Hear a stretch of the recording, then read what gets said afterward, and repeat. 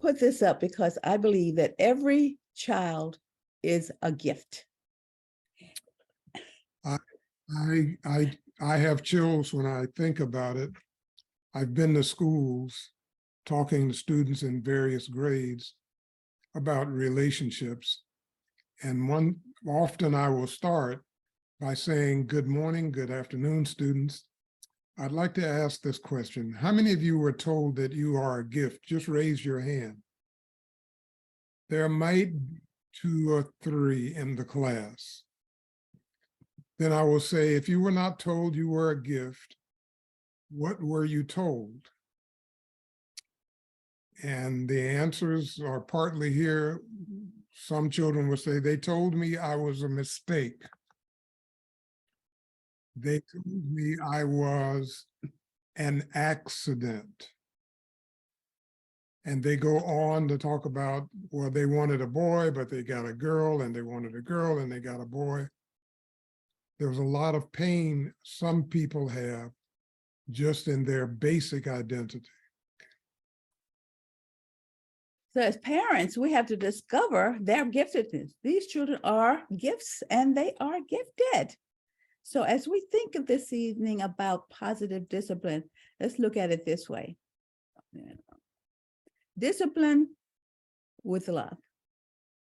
That's how we call positive discipline. Our nation or any nation is only as strong as our weakest family. So as we face multiple national, state, and local challenges, there are many ways to approach and address these matters. One of them that is often overlooked is the strength and structure of the family. The people who run the world come from families also. Strong as the weakest family. That baffles me. So the question is, do you find yourself giving in to your child's demands or yelling at them? Do you find discipline to be a tough job? Would you like to discover how to keep peace in your home and learn strategies to discipline with love? If those are any of your questions, we hope to answer them tonight.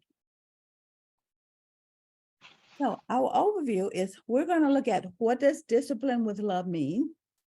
What is the difference between discipline and punishment? Words to avoid, harmful behaviors, logical consequences versus punishment, and then we'll have a Q&A session. We hope to get through all of this. Okay. When we say discipline with love, I just like to say that love is a decision. I mean, our world has made love ooshy, wooshy, pooshy, whatever, you know, it's got to be so beautiful. And it is, but we have to decide to love. It should permeate every aspect of our family, the home, the church, outing, shopping, everywhere we go.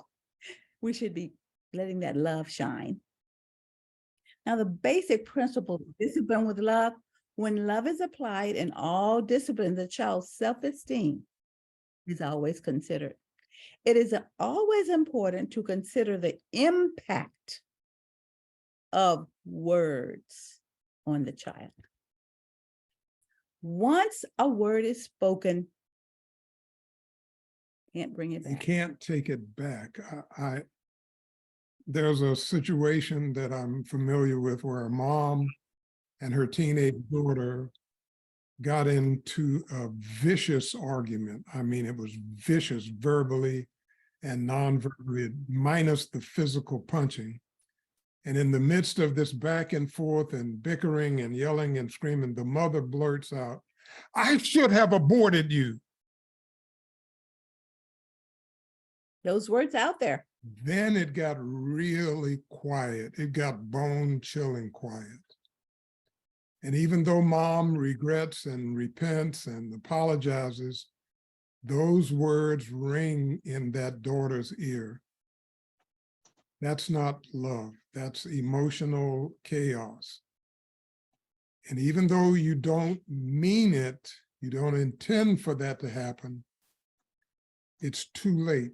So one of the things to help us is to think ahead. And I'm a big promoter of practicing those various methods and forms. But a basic thing is breathing. Now, we all breathe because we're alive. But in order to control the self, we need to control the breath.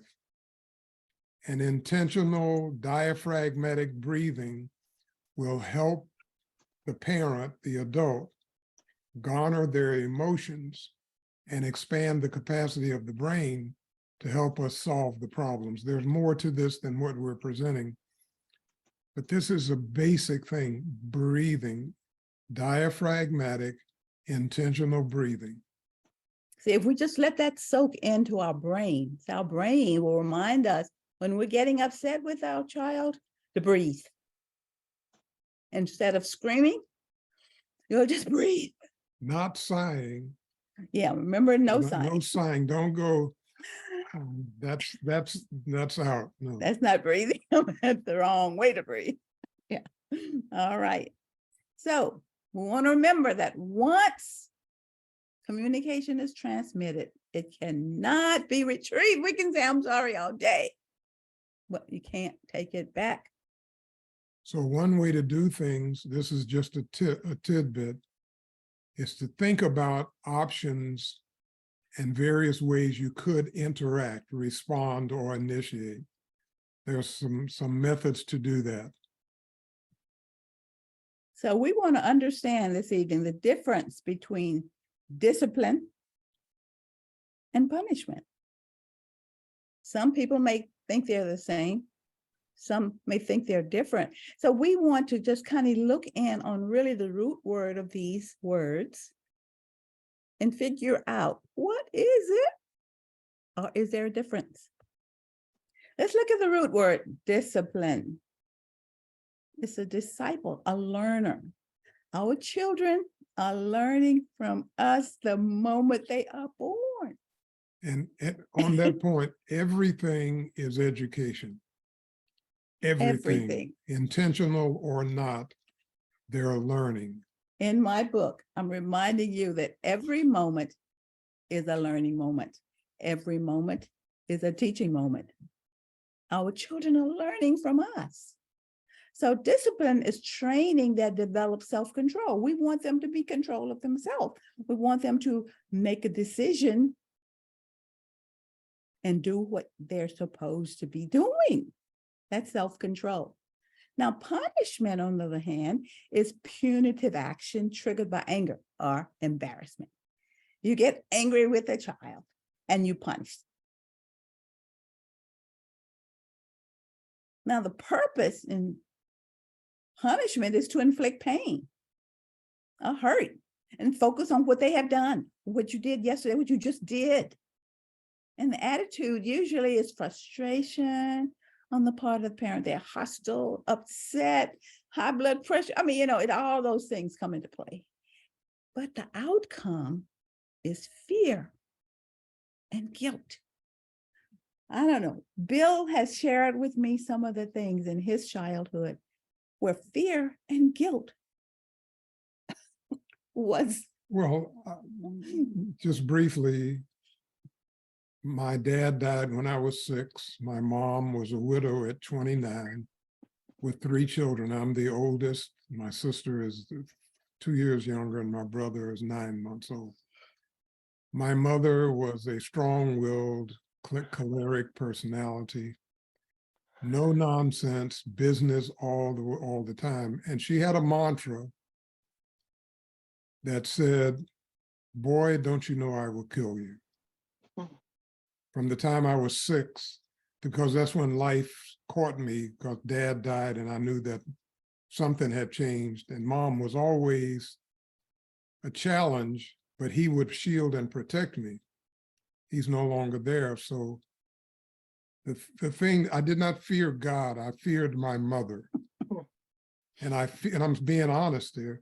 I feared that one day my mother would kill me, because she said it all the time. If I didn't move the plate, the dish, bring in the wood, take out the coal, close the door, milk the cow, whatever it was, boy, don't you know I will kill you. She had that visual look. I knew one day I was going to die at the hands of my mother. That's basically how I grew up, at least through my teen years. I like to share that because he always said that I brought love into his life.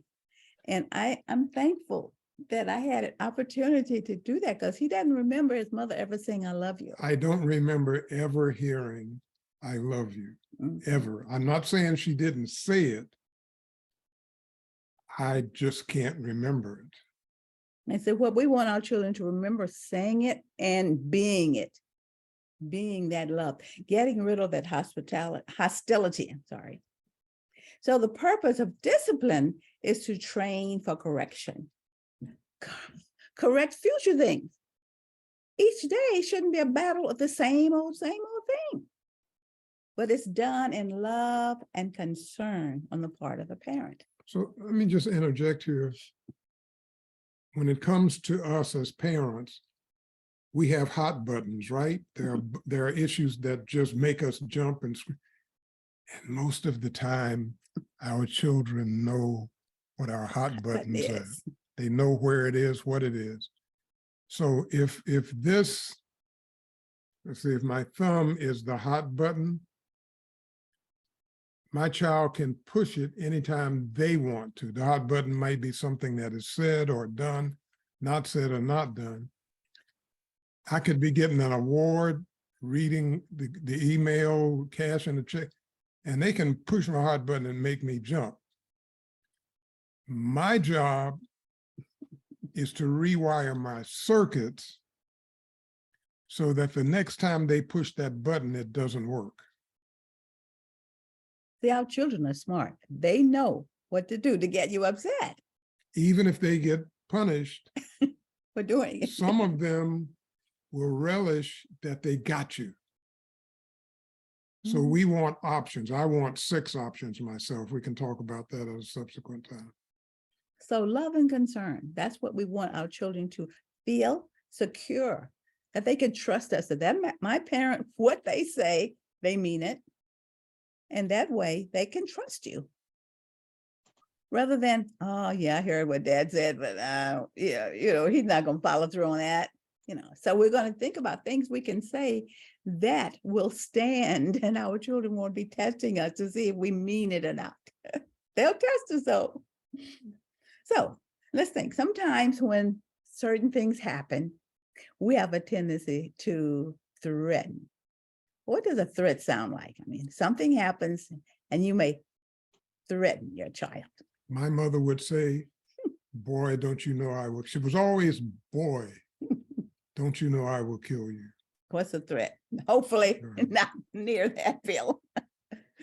What threats and bribes? Okay, you want to bribe them to get something done. And usually it's to mask embarrassment, that last thing at the bottom there, because maybe we're in the store, in the church, in a building, visiting, whatever it might be, and they embarrass us. So you give them a condition, you promise something to stop their behavior, you make a deal. If you do this, I'll do that. If you don't do this, I'll do this. So I saw this mom leaving a particular place with her 3-year-old son. And the son is a beautiful day. He's skipping along and mom is in a hurry. And she's like, come on, get in the car, get in the car. And the boy is just skipping. He's 3. I mean, he's, by the way, there's no such thing as terrible twos. Yeah, we could get to that another time. So mom in her frustration says, do you want to get in the car? Or do you want to go sit on the curb? Guess what the child did? The child went and sat on the curb. Now mother is really frustrated and other people are watching and she said, come on, honey, come on, let's go. I'll get you some ice cream. Here comes the bribe. The child knows where the buttons are. She didn't have many options. So she ended up embarrassed, and now she's playing let's make a deal with a 3-year-old. Yes. Is someone right in here thinking about a threat they have made and what they should have done differently? Let's think about that as we go along. And particularly before they get too old, because once they get to be teenagers, if that pattern is set, That's going to be hard to interrupt that pattern, that memory, that habit, that practice. And they know if you do this, you get that. If you don't do this, you don't get that. What they know. So we have to stick to what we say we will do. All right. Now here are some words. We just want to go over these words before we get into the real nitty-gritty of discipline and punishment. We want to look at the difference between a logical consequence and a punishment. But let's look. In order to get this right, we need to avoid these words. So the first one is the big one, and it's loaded with the negatives, and I just don't. Don't do this, don't do that, don't touch this, don't go here.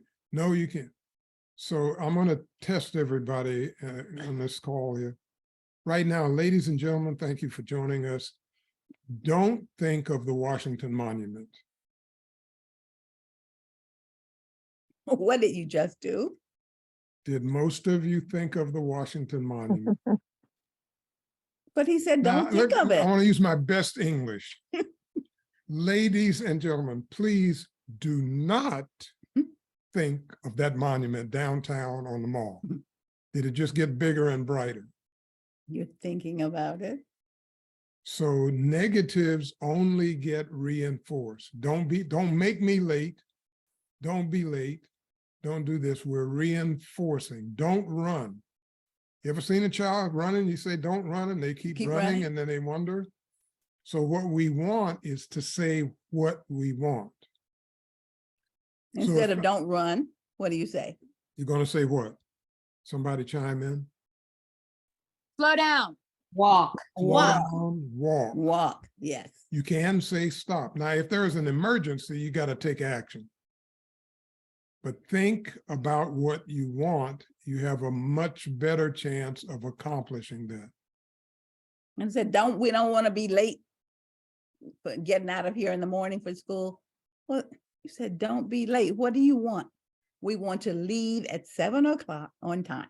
Don't look at me like that. And they look at you like that. And then you get mad. So we need other words, phrases, and statements as options to lower the temperature so that we have self-control, and that helps mitigate their anger, and they can join us. There's ways you can breathe to help the relationship. The next word is the interrogative why. For communication, we teach never ask the question why. Now, if I had somebody, can somebody show your face, and I want to ask you a question? If somebody wouldn't tell me who you are right quick, I want to illustrate this. How about, okay. Okay, your name, please. Is that Elizabeth? You unmute? My name's Melissa. Melissa. Hi, Melissa. Hi. Now, everybody pay attention just for a moment. Melissa, why did you wear that top that you have on? Because it's comfortable. Okay, how did you feel when I asked you that? A little defensive. A little defensive. Now, generally, everybody has similar feelings. So I'm assuming that's happening to the 80-some people on the call. Mhm. Melissa, I'm going to do this differently. Ready? Melissa, tell me something about your top. Oh, I chose this top this morning because it's really comfortable and I always am productive when I wear it. Wow. We got much more information. How didn't did you we? feel between the first question and the second question? Yeah, much Oh, more good. willing to offer information and more comfortable. More comfortable. Why is a question of judgment that puts the other person on the defensive and sets the stage for the fight? So we beg and plead for relationships. Use who, what, when, where, tell me, explain, show. I'm interested, I'm curious. There's a number of options we can employ because we've got self-control. And when they push that hot button, it doesn't work. So we can say, there's a number of things. But is an eraser. Someone pays you a compliment about the Thanksgiving meal, and then they say, but the dressing was dry, or but the drink, do you follow that? It erases what, It erases the compliment that you just gave them, and they're left with what followed the but. So if you have to say something, about that, just use and. Next time, if I may, notice you're asking permission, I'd like to bring the drinks. Or would it be okay if I made the dressing? That way you're not putting them down and showing yourself off. So get rid of the eraser as much as you can, unless you want to make a stark contrast to something that proceeded intentionally. and to go back a little bit, I'd like to ask the question, have you ever asked your child, why did you do that? And how much information did you get? If they're little, they may even go, I don't know. So I'm going to give you a tip on that. Thanks, Edwin. If you do that and they say, I don't know, then here's an option. You can say, guess and wait. Another Waiting. option. And one more option is, if you did know, what would the answer be? And then wait. I'm telling you. Waiting is Wait. important. That was free. We're throwing that one in for free. Okay, the next one. The last one is try. So everybody, I want you to try to raise your right hand. Try. How many of you are actually raising your right hand? If you're actually raising your right hand, that means you did not try, you did it. Mhm. Try is a term of non-commitment. Your brain and the social order knows you don't mean Mean it. it, but it's a nice social cop-out. I have I'm- parents, will you come? Are you coming to the workshop tonight? I'm gonna I'm gonna try. try. We know they're not coming. I'm gonna try to make it to the party, to the meal. I'm No. not gonna fix a plate for you. It's a social thing. And so But- just say, I thank you for the invitation. I'd like to take a rain check, or I'm already booked. Let's just be honest. That's all it is, right? Yes. Yeah. All right. So think about those words. You have handouts. We did put them on there. This is something else we have to think about. This is at the root of a lot of our challenges as couples, as families, as parents, as neighbors, as society. Name calling. I'm pausing intentionally. This is from Dr. Gordon Allport, Harvard University. Name calling is the first step towards extermination or genocide. How many children, the bullying, the gossiping, the nagging, based on something that somebody, you cheap, you dumb, you're stupid, you're lazy, you're trifling, and then the anger-filled, emotional-filled, violent name calling. You're the most stupid. Again, it's devaluing the personhood of the person, and there's something less than the bully or the adult. So please call the child by their name. Breathe first. John, we need to have a talk about this, or it's time to put. So just be careful. It starts with name calling. The rest are isolation, discrimination, physical attack, and genocide. Name calling lessens the person and isolates them into something other than a full-fledged human. If you're familiar with Jane Elliott, or if not, look her up, the Brown Eyes and Blue Eyes experiment. I won't go into it just due to the time, but Jane Elliott, Brown Eyes, Blue Eyes, she's still alive, and she still does workshops on.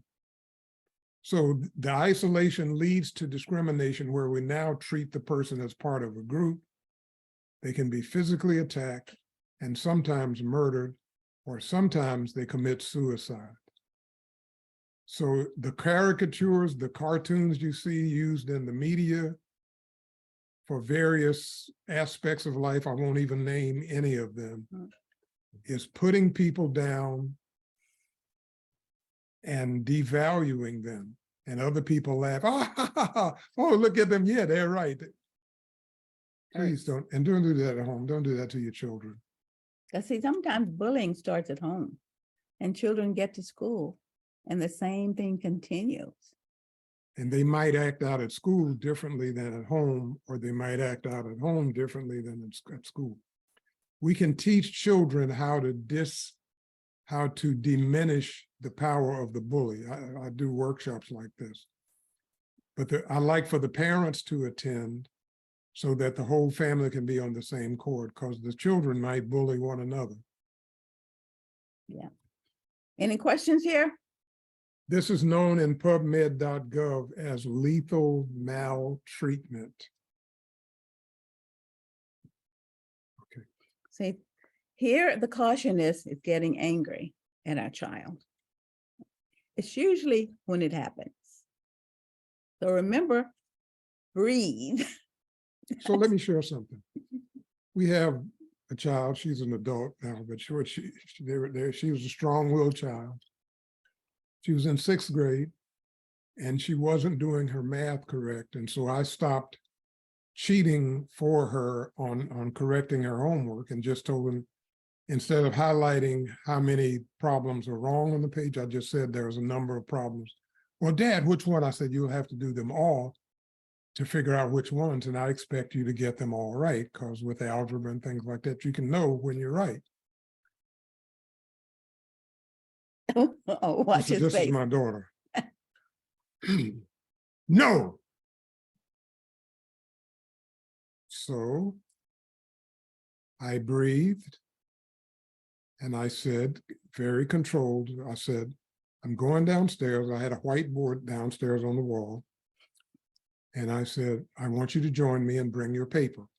And I walked out immediately, went downstairs, and I prayed. Because the girl was stubborn.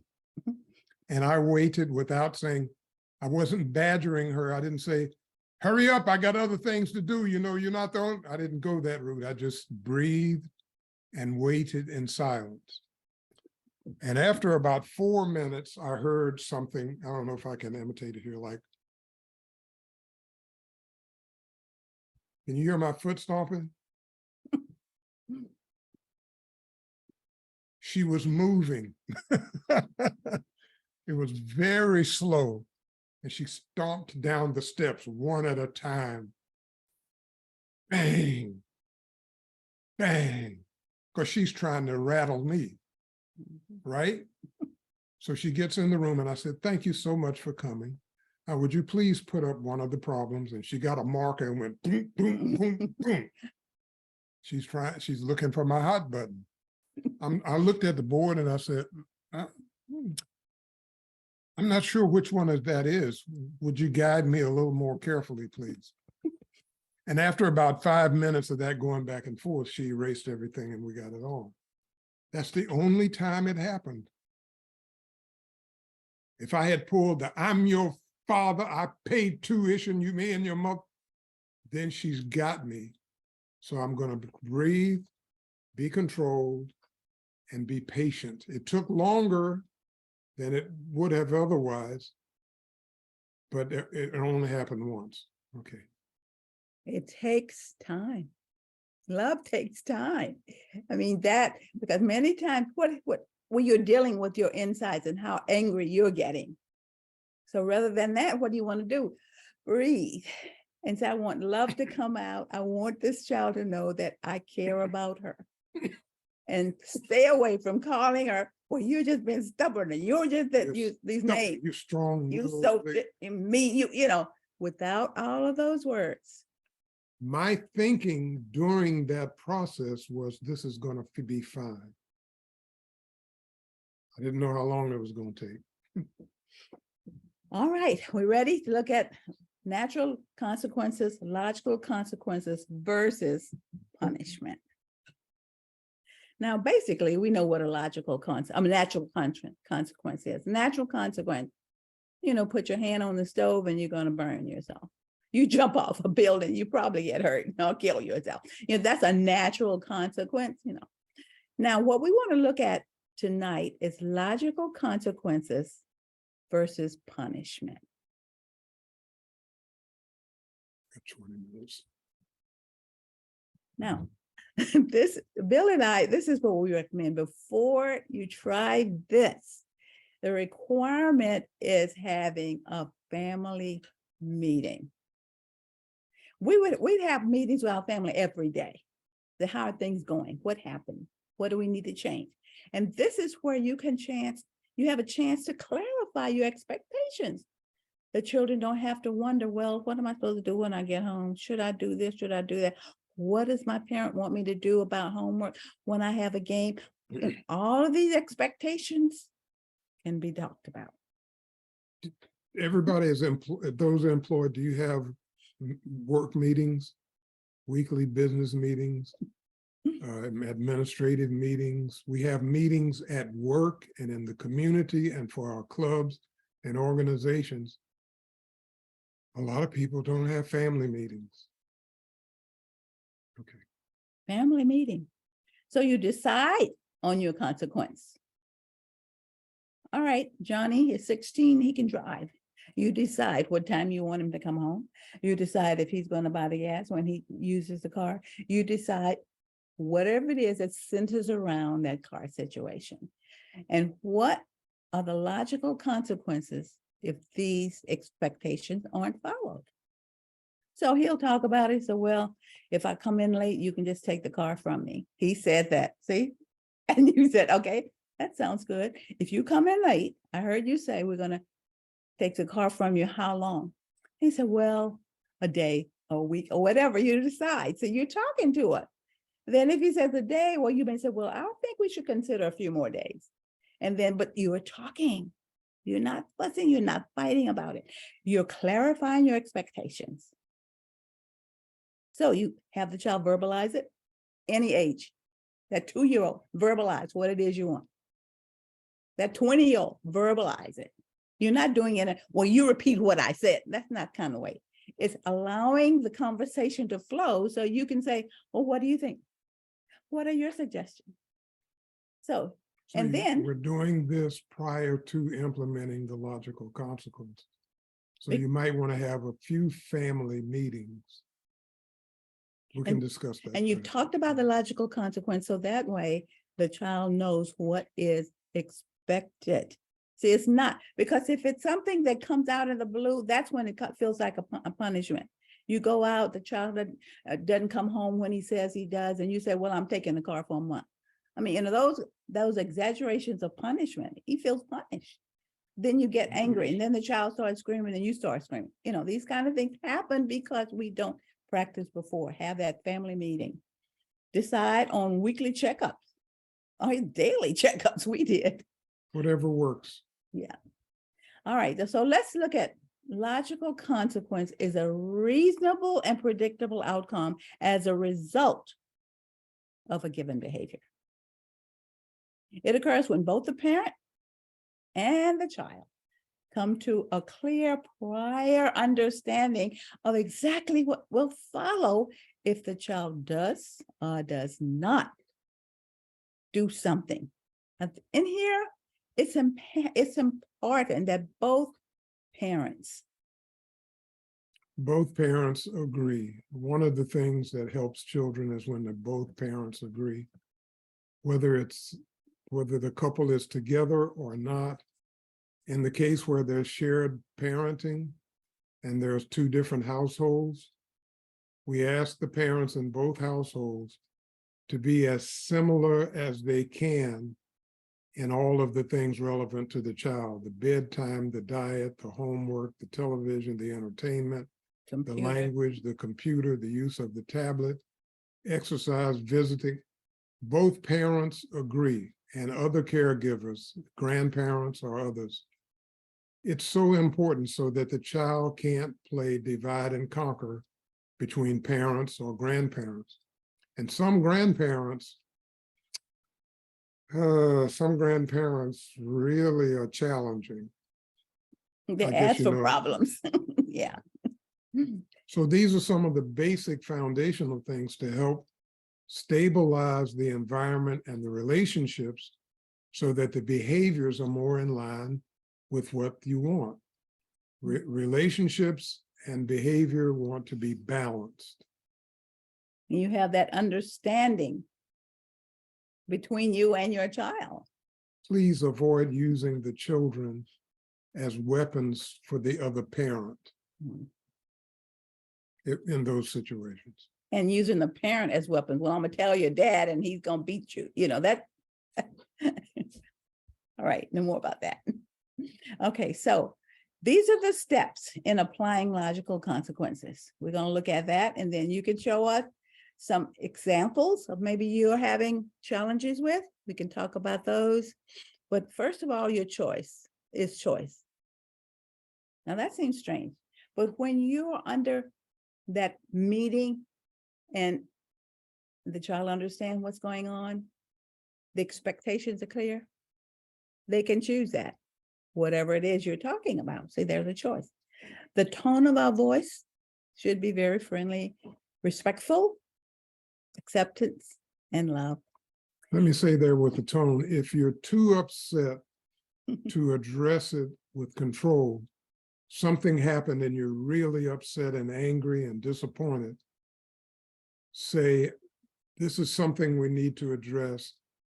I need 10 or 15 minutes or tomorrow or something. And whatever that time is, you've said, be sure it's followed through. If you're going to say, we'll meet, I'm too busy and I have this to do, let's talk tomorrow at 6. Make sure it's tomorrow at 6. Any questions as we go along here? 14 minutes. All right, we have 14 minutes. So these are other things. These are on your handouts too, so you can kind of reinforce them by just going over them and over. Offer the child choices only when you're willing to abide by their decisions. See, and that's decided when you have that family meeting. See, so it won't be any fuss about how long you're going to be on the tablet tonight, because you've decided that you're going to have 30 minutes on. And if you go over 30 minutes, you will lose your time on the tablet for that week. You have decided whatever the expectations are. So the choice is only if you abide by the decision. Then catch your child being good, quote, good, giving affirmation and loving words of kindness when they are performing, they are obeying, they are doing things to make you happy. Let them know it. So we're going to move on quickly because I want you to be able to apply this information with situations that you may be encountering. Now, in a logical consequence, that's a mutually agreed upon. And in punishment, it's usually an authority figure that, and often it's unrelated to the situation. So if the child doesn't eat their food and you say, well, you can't look at TV for 2 weeks, does that relate to their eating of the food? You see the difference? That's just punishment. You can't, they feel punished. They get upset, they feel hurt, and then you got an argument going on, a fight going on, and the child doesn't want to do what you want to tell them because they're hurt, they're angry at you. So they're getting back at you, right? Now, and the second one, in a logical consequence, is logically related to the behavior and the needs of the situation. One example is like, okay, you're sleeping, mom and dad sleeping nicely Saturday morning, and all of a sudden you hear this loud blast of TV on. Your child is downstairs looking at TV. I mean, in the room away from where your bedroom is. Okay, and you hear all this noise. So you are very upset because you're trying to sleep. Now we could easily blast down there and say, look, you're not gonna look at TV for a week now. Let's cut that thing up and go back to bed. You know we're trying to sleep, and scream and holler. Or we could decide to give them a choice. We're sleeping, Johnny, we're sleeping. So you have a choice of cutting that down or just going outside and play. What are you gonna do? Give them a choice, let them do it. It's over. No screaming, no hollering. That's just one situation. All right, now let's look at another one. Avoid being judgmental and dealing with what's good or bad. Say, for example, you have a son and you want them to, they asked if they could use your tools, your hammer or whatever, and he loses it. Well, a judgment will be, well, you can't be trusted. You stole my hammer, and now I don't have a hammer. All these things you could say that would be hurtful